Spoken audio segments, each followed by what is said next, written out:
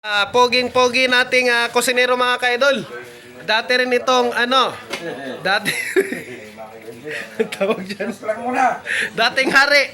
Hari ng mga hari sa poblasyon. Makita nilang kamatsuhan ko. Ayan mga ka-idol. Yan na. Yan na. Wow, ang sarap mga ka-idol. Oh. Ayan lang mga niluto ni Uncle mga ka-idol. Ayan. Ano ito? Followers mo makita nila. Oy, mayroon na naman talaga yung espiritu ng kwan ba dyan ba? Kaya pala, ang galing-galing na magluto, mga ka-idol. Oh, yan. Nagaluto si Uncle La. Ayan na, si Lola na maganda. Say hi, Lola. Ano magluto? Sabi niya hindi. Ano yan? Bigyan na lang kay ang kay panungon niya. Palungon. Okay. Sige, sige. Sabi ni Lola, palungon daw, kunana. Alam nyo yung kunana? Aywan ko. Sabi niya. Ay, sabi niya. Alright. Sabi niya, kunana. Kunana, ano yun la? Kunana, sa Tagalog, ay sabi niya. Alright. Say hi, Lola. Hi. Ngiti ka naman dyan, Lola. Ang ganda-ganda mo. Hindi ka mo ngiti. Ayan. Oh, walang ipin si Lola, kaya hindi siya pero tinago niya yung kanya. Ayan. Ayan. Alright. So, dito tayo. Okay, ano kaya ang gagawin ni Uncle? Magluto tayo ng pangsahog sa sinugban na talong. Wow. Ano pa, Uncle? Ah, Ano pa? Ano pang putahe dyan? meron tayong baboy yan para sa pansit. Wow, ang sarap na. Parang adobo naman yan ng kilang. Sarap pa. Ayan. Ayan. Alright.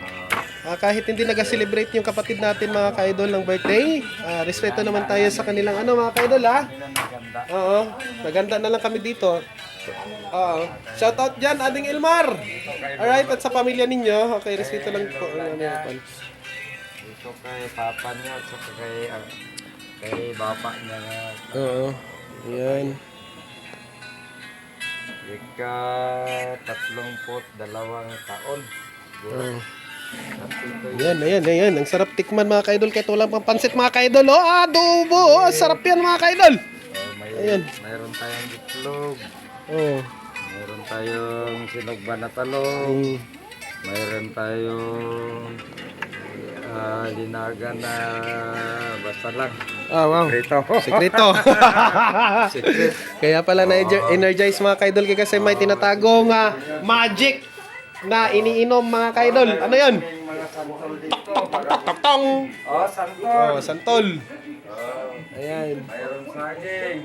Saging. Muna ito, dalawang itlog. Itlog. Sapan. Ayan.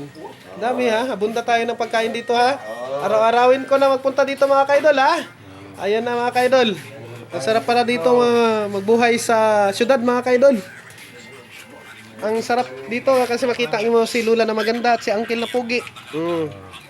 At saka si Father na nagbago na. Nag-super saiyan na siya mga ka-idol. Ayan na. Ay, humawak na ng sana po nang yung ibuhat dito sa sulod. Ayan. No. Wala akong barok pa. Yan. Makita yung pagkamatsuhan ni Uncle. Ayan. Alright. Kahit ganito lang daw, kinikilig na yung mga chicks dyan mga ka-idol. Kahit walang chicks. Ayan. Ayan mga ka-idol. Ayan. Itlog yan mga ka-idol talong. Lagay daw. Request. Sarap na magluto ni Uncle. Hindi lang natin i-vlog yung isa Uncle kay mahirap na. Baka may mag-criticize tayo. Ayan na. Okay, sige, bye-bye. Sige. Bye. Ayan mga ka-idol, dito yung kwan namin mga ka-idol sa poblasyon mga ka-idol. Yan, nagpukpok na naman si Father dun mga ka-idol. Ginawa niya na paraan yung kwan kay kasi lost thread yung natin mga ka-idol, screw. At dito naman si Lula mga ka-idol. Ayan, si Lula nag-watch together with my very beautiful wife and very very pretty wife at saka pinakamamahal ko yan sa buong mundo. Alam nyo lang. Ayan. Siya lang yung nag-iisa sa buhay ko. Ayan, ang ganda-ganda niya. Kagaya ni Lula, ang ganda. Ayan. Ayan mga ka-idol, sige, safe for bye for now mga ka-idol. Don't forget to subscribe my channel mga ka-idol Bye-bye! Bye-bye! Bye-bye! Ayan. Bye.